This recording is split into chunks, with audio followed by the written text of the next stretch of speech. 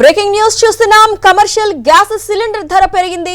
19 కిలోల commercial gas cylinder rate 993 రూపాయలకు చేరింది. ఎల్పీజీ సిలిండర్ ధరల్లో ఎలాంటి మార్పులు లేవని కేంద్రం స్పష్టం చేసింది.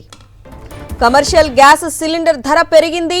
19 కిలోల కమర్షియల్ గ్యాస్ సిలిండర్ రేటు 993 రూపాయలు పెరిగింది.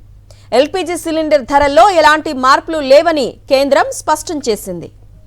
5 రాష్ట్రాల ఎన్నికల పోలింగ్ ముగిసిన వెంటనే కేంద్రం బిగ్ షాక్ ఇచ్చింది.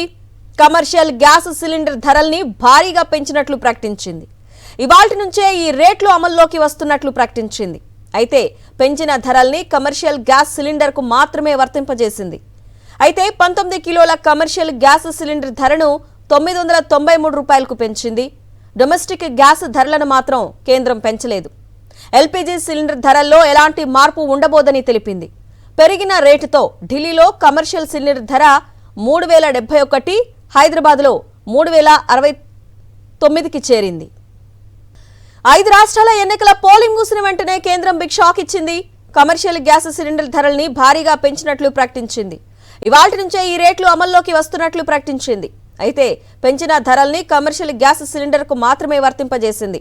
అయితే 19 కిలోల కమర్షియల్ గ్యాస్ సిలిండర్ ధరను 993కి పెంచింది.